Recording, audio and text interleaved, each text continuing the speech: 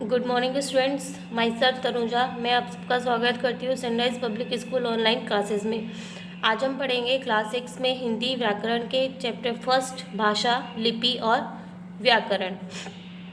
जैसे कि आप बहुत अच्छे से जानते हैं कि हमारे मन में कुछ बातें आती हैं, तो वो बातें हम अपनी मन की बातों को किसी और को कैसे बताएं या किसी और की बातों को हम कैसे समझें, उसका एक तरीका होता है। और उस तरीके को, वो सभी तरीके अलग अलग होते हैं। कई बार हम अपनी बातों को कहकर बता देते हैं या कभी हम अपनी बातों को लिखकर बता देते हैं। कभी कभी ऐसा भी होता है कि हम ना लिखते हैं ना बोलते हैं, बल्कि कभी कभी हम अपनी बातों को इशारों में समझा देते हैं। जैसे अगर हमें चुप रहने के लिए किसी को बताना है तो हम मुंह पर उंगली रख देते हैं। भूख लगती है तो पेट पर हाथ रखते हैं। किसी को बुलाना है तो हाथ से इशारा करके बुला लेते हैं। इसी तरह के कुछ इशारे हैं जिनके द्वारा हम अपनी बातों को बता सकते हैं। कहने का मतलब ये है कि अपने मन के विचारों को प्रकट करने के लिए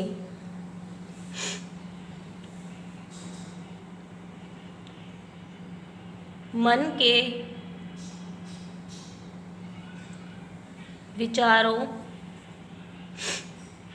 को प्रकट करने के लिए हमें भाषा की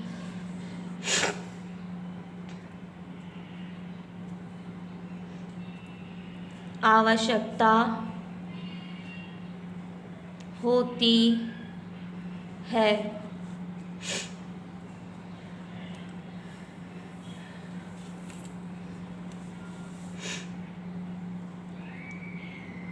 भाषा के द्वारा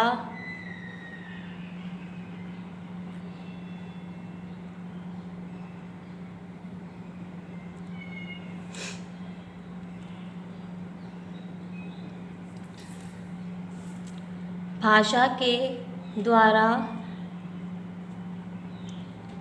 सभी प्रकार के भाव और विचार प्रकट किए जा सकते हैं। मतलब अपने मन की बात को बताने के लिए हमारे पास बहुत से तरीके हैं और उन तरीकों को हम भाषा कहते हैं। पहले हमारे मुख से कुछ आवाज़ें निकलती हैं, उन्हीं आवाज़ों से भाषा का निर्माण होता है। और भाषा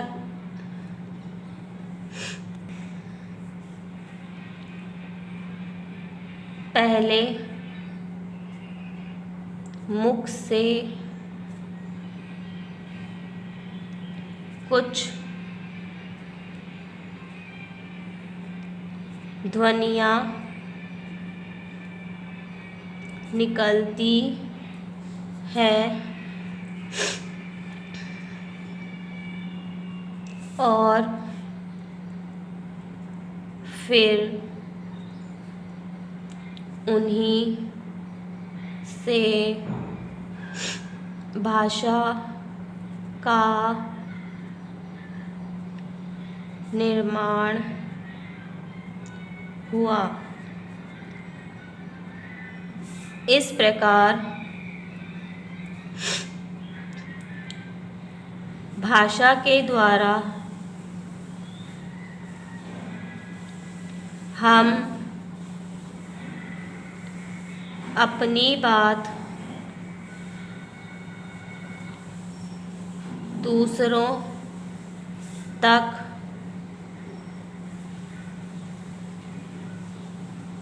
पहुंचा सकते हैं और दूसरों की बात जान सकते हैं। परिभाषा की बात करते हैं। परिभाषा: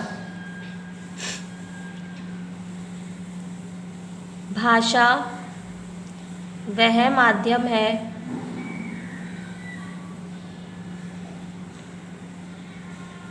जिसके द्वारा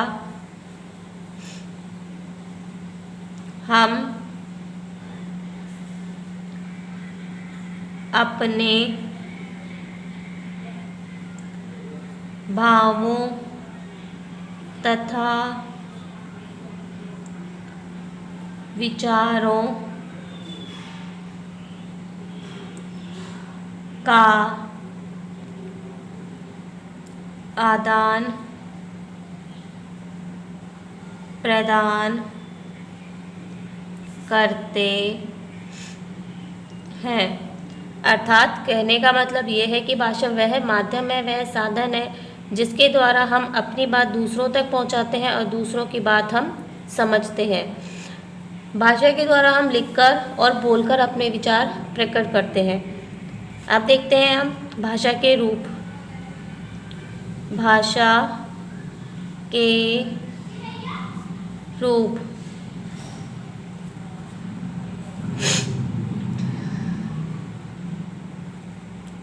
भाषा के दो रूप हैं।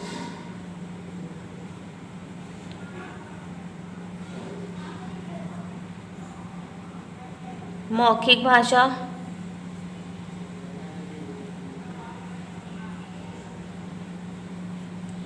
लिखित भाषा। हम अपनी बात या तो दूसरों को बोलकर बताते हैं या लिखकर बताते हैं। जो हम बोलते हैं उसे दूसरे सुनते हैं और जो हम लिखते हैं उसे दूसरे पढ़ते हैं। एक और तरीका होता है अपनी बात दूसरों को बताने का, वो होता है संकेतों से, इशारों से, जिसे हम सांकेतिक भाषा कहते हैं। लेकिन व्याकरण के अनुसार उसमें हम अपनी बातों को, पूरी बातों को स्पष्ट नहीं कर पाते हैं अच्छे से, इसलिए उसे हम व्याकरण की दृष्टि से भाषा का रूप नहीं मानते और उसका हम अध्ययन भी नहीं करते। तो हम सबसे पहले देखेंगे मौखिक भाषा।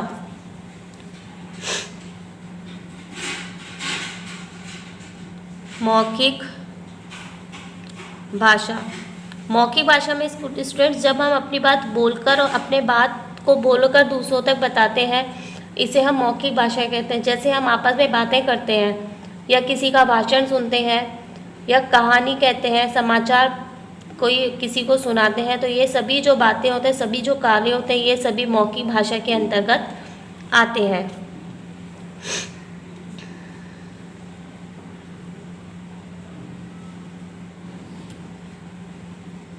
जब हम अपनी बात बोलकर प्रकट करते हैं तो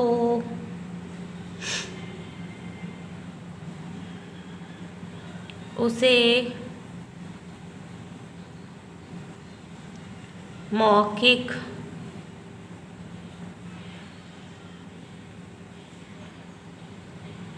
भाषा कहते हैं। जैसे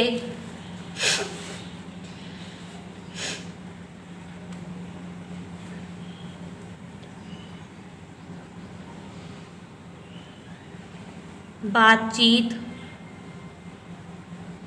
भाषण, कहानी कहना आदि। दूसरा है लिखित भाषा। लिखित भाषा में हम अपनी बात लिखकर दूसरों तक बताते हैं। जैसे ब्लैक बोर्ड पर लिखना, पत्र लिखना, कहानी लिखना या सड़क पर लिखे हुए कुछ को, किसी भी चीज़ को पढ़ना, किताब को पढ़ना, ये सभी जो चीज़ें हैं ये सभी आती हैं लिखित भाषा में। परिभाषा देखते हैं। इस रूप में मनुष्य मन के विचारों को लिखकर प्रकट करते हैं। जैसे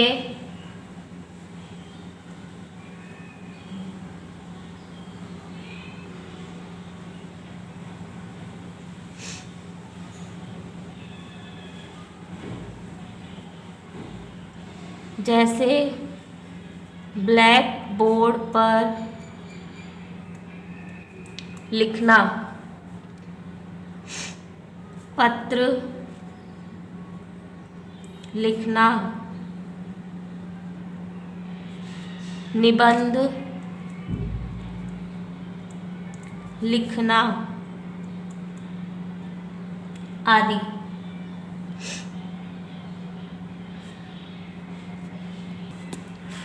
भाषा के इस रूप के द्वारा मनुष्य अपने ज्ञान को और अनुभव को संचित करके रख सकता है, अर्थात जो लिखा हुआ है उसे हम संभाल कर रख सकते हैं और बाद में समय आने पर उसे वापस से हम देखकर याद कर सकते हैं। तो इसमें एक लाइन और देखेंगे हम। भाषा के लिखित रूप के द्वारा मनुष्य अपने ज्ञान और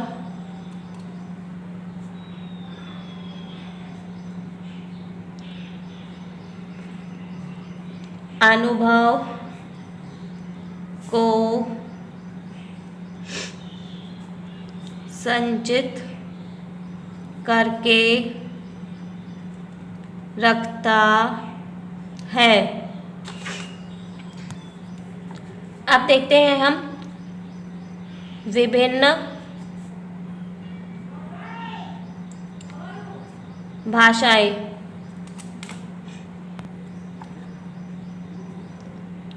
भारत में अनेक भाषाएं बोली जाती है। हिंदी भारत की राष्ट्रभाषा है।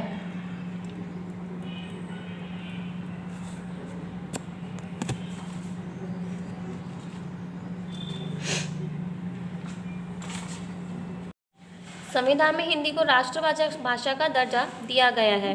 भारत में हर वर्ष हम 14 सितंबर को हिंदी दिवस के रूप में मनाते हैं। भारत के संविधान में हिंदी के अलावा और भी कुछ भाषाएं हैं जिन्हें की भारतीय भाषा का दर्जा दिया गया है, जिनमें है असमी, कश्मीरी, कन्नड़, गुजराती, बांग्ला, उड़िया, नेपाली, मराठी, मणिपुरी, मलयालम, कोंकणी, पंजाबी, संस्कृत, उर्दू, सिंधी, तमिल, बोडो, डोगरी, मैथिली, संथाली। अब हम देखते हैं बोली।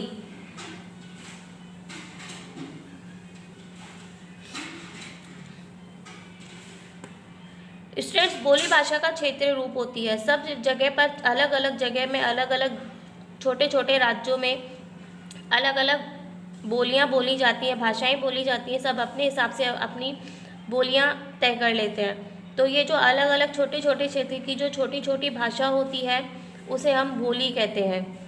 देखते हैं बोली भाषा का क्षेत्रीय रूप होता है। भाषा एक बड़े क्षेत्र में बोली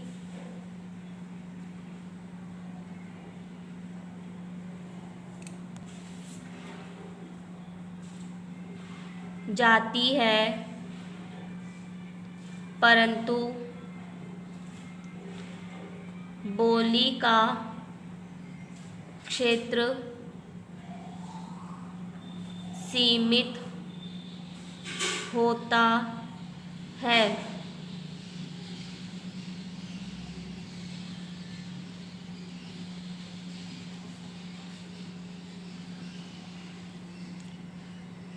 बोलियों में साहित्य की रचना प्राय कम ही होती है।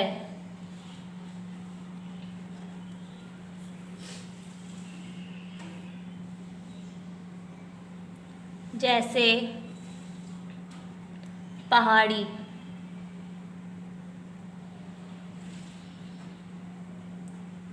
राजस्थानी, मागधी आदि।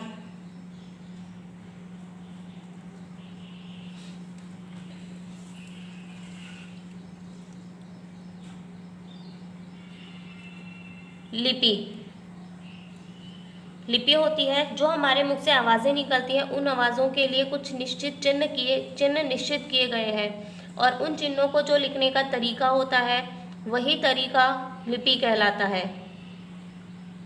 संसार में अलग अलग लिपियों का प्रयोग किया जाता है। हर भाषा की अलग लिपि होती है। अगर एक ही लिपि होगी तो हमें उसे पहचानने में, उसे समझने में, पढ़ने में बहुत परेशानी होगी। इसलिए हर भाषा की अलग अलग लिपि होती है।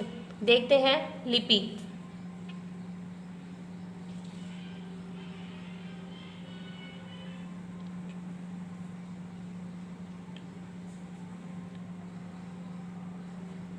लिखने के लिए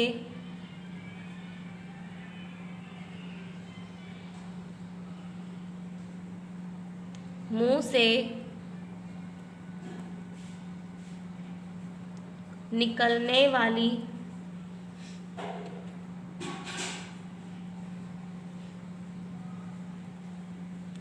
ध्वनियों के कुछ चिन्ह निश्चित किए गए हैं। इन चिन्हों को लिपि कहा जाता है।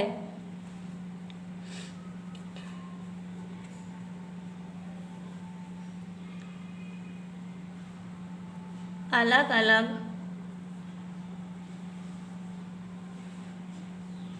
भाषाओं की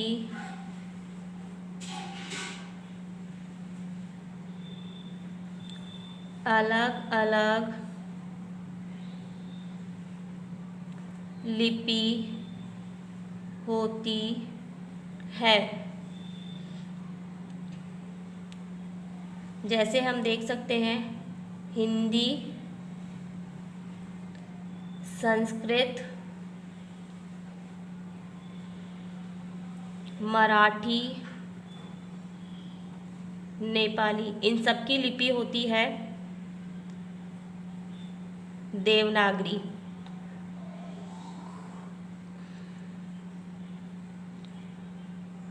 पंजाबी भाषा की लिपि होती है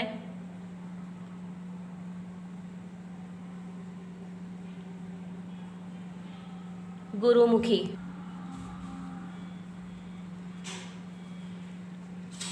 अंग्रेजी और यूरोपीय भाषाओं की लिपि होती है रोमन, और उर्दू भाषा की लिपि होती है फारसी।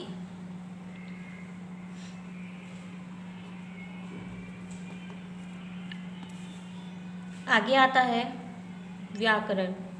स्टूडेंट्स, व्याकरण एक ऐसा साधन है, ऐसा माध्यम है जिसके द्वारा हमें ये पता चलता है कि हमने जो लिखा है, पढ़ा है, वो सही है या गलत है, अर्थात शुद्ध है या अशुद्ध। भाषा को शुद्ध पढ़ना, लिखना और समझना, इन सभी के कुछ नियम होते हैं, और उन नियमों को हमें जिससे पता चलता है उसे ही हम व्याकरण कहते हैं।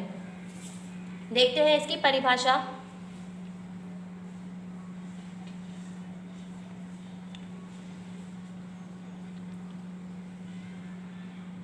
भाषा का एक निश्चित रूप और अर्थ होता है। व्याकरण हमें शुद्ध प्रयोग करना सिखाती है, अर्थात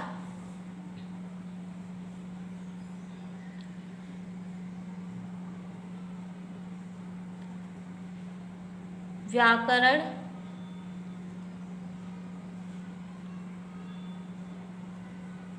वह माध्यम है जिसके द्वारा हम भाषा को शुद्ध पढ़ना, लिखना तथा बोलना सीखते हैं।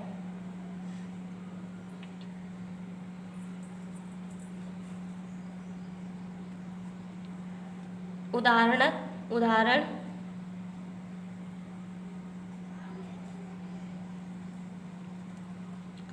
राम ने सोहन से कहा। क्या कहा? कुआं गहरी है। अब यहाँ पर लिखा हुआ है कुआं गहरी है। हमें पता है कुआं गहरी है, ये गलत है, लेकिन जिस नियम से हमें पता चलता है उसी को हम व्याकरण कहते हैं। इसका जो सही रूप होगा वो होगा कुआं गहरा है। जैसे एक लड़का है, वो ये बोलता है कि मैं खाना खाती हूँ या मैं खेलती हूँ, तो ये चीज़ गलत है, अर्थात पुल्लिंग के साथ पुल्लिंग क्रिया का प्रयोग करेंगे, स्त्रीलिंग के साथ स्त्रीलिंग क्रिया रूप का प्रयोग करेंगे, एक वचन के साथ एक वचन क्रिया काम में लेंगे और बहुवचन के साथ में बहुवचन क्रिया का। इन बातों का हमें जिस माध्यम से पता चलता है उसे ही हम व्याकरण कहते हैं। स्टूडेंट्स, ये हमारा फर्स्ट चैप्टर कंप्लीट हो गया है। आई होप आपको बहुत अच्छे से समझ में आ गया होगा। आगे हम इसके क्वेश्चन आंसर्स देखते हैं, आपका होमवर्क। तो क्वेश्चन नंबर फर्स्ट है होमवर्क का।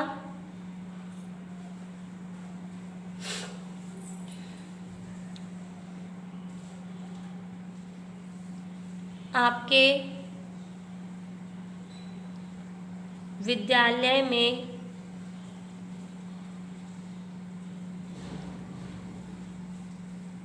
कौन कौन सी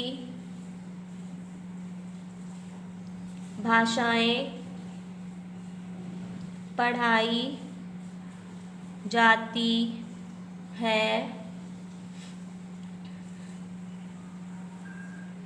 उनके नाम लिखिए। आपके विद्यालय में कौन कौन सी भाषाएं पढ़ाई जाती हैं उनके नाम लिखिए और तथा लिपि भी बताइए। स्टूडेंट्स, आपके स्कूल में हिंदी, संस्कृत और इंग्लिश, ये 3 लैंग्वेज पढ़ाई जाती हैं। हिंदी और संस्कृत की जो लिपि होती है वो होती है देवनागरी और अंग्रेजी भाषा की लिपि होती है रोमन।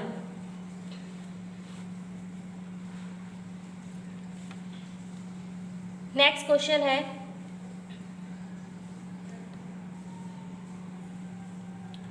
भाषा के रूप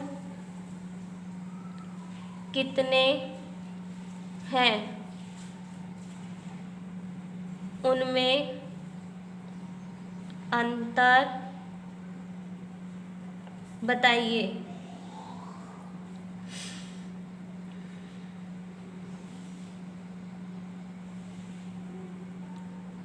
नेक्स्ट क्वेश्चन, व्याकरण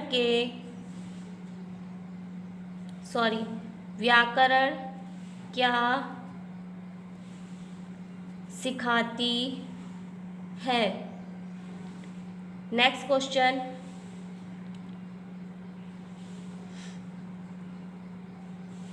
राष्ट्रभाषा और मातृभाषा में क्या अंतर है। स्टूडेंट्स, राष्ट्रभाषा वो होती है जो पूरे राष्ट्र में बोली जाती है, अर्थात जिसे कि हमें हमारी जो गवर्नमेंट है वो भी उसे अप्रूव करती है, मान्य करती है। और मातृभाषा होती है किसी छोटे से क्षेत्र विशेष की मातृभाषा, किसी क्षेत्र विशेष की बोली, वो होती है मातृभाषा। नंबर 5 क्वेश्चन है,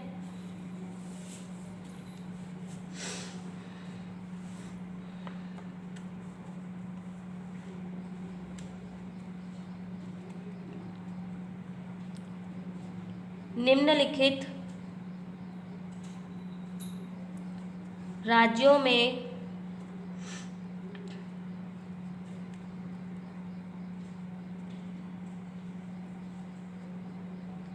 कौन कौन सी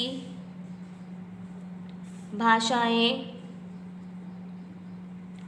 बोली जाती है।